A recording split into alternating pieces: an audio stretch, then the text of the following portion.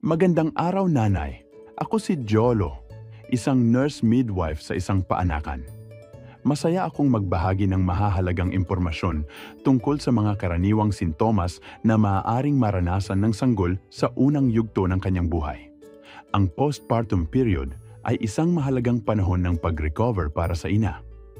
Ngunit, dapat maging mapanuri sa mga sinyalis ng panganib na maaaring magdulot ng seryosong komplikasyon kung hindi maaagapan. Narito ang mga paliwanag sa mga sinyalis na dapat bantayan. Labis na pagdurugo mula sa puwerta ay isang sinyalis na maaaring magpahiwatig ng postpartum hemorrhage, isang kondisyon na maaaring maging delikado. Kung napansin mong ang iyong pagdurugo ay napakalakas, halimbawa, kinakailangan mong magpalit ng pad bawat oras o may malalaking pamumuo ng dugo, ito ay dapat aksyonan agad sa pamamagitan ng pagpunta sa ospital kasama ang asawa upang maagapan malalang komplikasyon. Ang unang palatandaan ay ang matinding pagdurugo pagkatapos manganak o postpartum hemorrhage. Normal na makakaranas ng pagdurugo o paglabas ng sariwang dugo sa puwerta pagkatapos manganak. Karaniwan, ito ay tinatawag na lochia. Ito ay binubuo ng dugo, mucus, at mga tissue mula sa uterus habang ito ay unti-unting bumabalik sa dating laki o estado ng bahay bata bago ang pagbubuntis. Ang lochia ay normal na bahagi ng postpartum recovery at kadalasang tumatagal ng ilang linggo. May 3 yugto ito. Una, lochia rubra. Mararanasan ito sa unang 3 hanggang 4 na araw. Kulay pula dahil sa sariwang dugo. Pangalawa, lochia serosa. Mararanasan ito sa susunod na mga 4 hanggang 10 araw. Kulay pink o kayumanggi. Pangatlo, lochia alba. Mga 10 araw pataas. Kulay puti o dilaw na likido na tumatagal ng ilang linggo. Normal ang mga pagbabagong ito pagkatapos manganak, ngunit kung labis ang pagdurugo o may mabahong amoy, mahalagang kumonsulta agad sa doktor. Kung makaranas kayo ng pagdurugo na mas malakas kaysa sa normal na regla, madalas na pagpapalit ng napkin dahil sa dami ng dugo, pamumutla, panghihina at mabilis na tibok ng puso, ito ay maituturing na isang seryosong kondisyon. Kung napansin mong ang iyong pagdurugo ay napakalakas, halimbawa, kinakailangan mong magpalit ng pad bawat oras o may malalaking pamumuo ng dugo, ito ay dapat aksyonan agad sa pamamagitan ng pagpunta sa ospital kasama ang asawa upang maagapan malalang komplikasyon.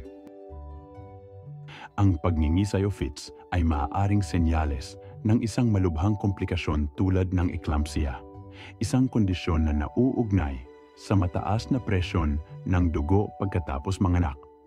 Kung biglang maranasan ng ina ang pangingisay, dalhin ito agad isang emergency hospital dahil ang ina ay nangangailangan ng agarang atensyon mula sa healthcare provider.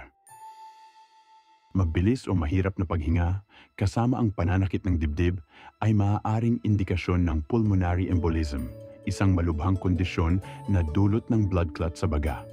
Kung maranasan ito, huwag mag-atubiling tumawag sa emergency services at pumunta sa agad sa ospital para maibigay ang pinakamainam na lunas nito. Lagnat na higit sa 37.5 degrees Celsius at sobrang panghihina na hindi ka makatayo sa kama, masamang amoy mula sa vaginal discharge, pananakit ng puson, pamumula at pamamaga sa sugat mula sa puwerta ng nanganak na ina ay mga sintomas ng impeksyon. Ang mga impeksyong ito ay maaaring magdulot ng malubhang komplikasyon kaya't kailangan ng agarang atensyong medical mula sa mga healthcare provider. Sa ganitong mga kaso, maaaring isagawa ang mga sumusunod: pagbibigay ng antibiotics para labanan ang impeksyon, pagsusuri at paglilinis ng sugat, at pagmonitor ng vital signs at karagdagang pagsusuri kung kinakailangan. Matinding sakit ng ulo na may malabong paningin, pananakit sa itaas na bahagi ng tiyan, at mataas na presyon ng dugo ay maaaring senyales ng mataas na presyon ng dugo o preeclampsia. Kung nararanasan ang mga ito, kumonsulta agad sa doktor.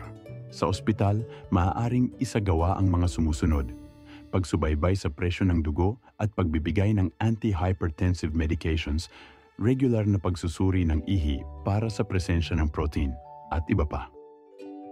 Pananakit, pamumula, at pamamaga sa binti ay maaaring indikasyon ng deep vein thrombosis, DVT. Isang kondisyon na maaaring maging delikado kung ang blood clot ay maglakbay patungo sa baga. Kumonsulta ka agad sa doktor para sa tamang pagsusuri at paggamot. Ang mga sintomas nito ay pamamaga, pananakit at pamumula sa binti, lalo na sa isang bahagi lamang. Kung nararanasan ang mga sintomas na ito, agad na magpatingin sa doktor. Ang mga posibleng hakbang na maaaring gawin ay ang pagbibigay ng anticoagulants tulad ng heparin o warfarin upang maiwasan ang pamumuo ng dugo. Pagsuot ng compression stockings upang mapabuti ang sirkulasyon ng dugo at paggamit ng pain relievers para maibsan ang pananakit. Bukod sa mga seryosong sintomas na nabanggit, may mga ibang senyales na nangangailangan din ng atensyon mula sa health center sa lalong madaling panahon. Una, pamamaga, pamumula o pananakit sa dibdib o mga utong. Ito ay maaaring senyales ng mastitis, isang impeksyon sa suso. Pangalawa, problema sa pag-ihi o pagtagas ng ihi. Maaaring indikasyon ng urinary tract infection o ibang kondisyon na nangangailangan ng gamutan. Pangatlo, impeksyon sa sugat. Kung may pamumula, pamamaga, pananakit o pagnanana sa lugar ng sugat, agad itong ipasuri. Pang-apat, mabahong amoy mula sa vaginal discharge. Posibleng senyales ng impeksyon sa matres o ibang bahagi. Panglima, matinding depresyon o kaisipang magpakamatay ay isang kondisyon na madalas nararanasan ng mga ina pagkatapos manganak. Ang mga sintomas nito ay matinding kalungkutan, kawalan ng interes sa pang-araw-araw na gawain, hirap sa pagtulog o sobrang tulog, at mga negatibong pag-iisip tulad ng pananakit sa sarili o sa sanggol. Kung nararanasan ang mga sintomas na ito, humingi ng tulong mula sa healthcare provider o therapist. Sa ganitong mga sitwasyon, maaaring isagawa ang mga sumusunod: pagsasailalim sa counseling o psychotherapy, pag-inom ng antidepressant medications ayon sa reseta ng doktor, at pagbuo ng support system mula sa pamilya at mga kaibigan.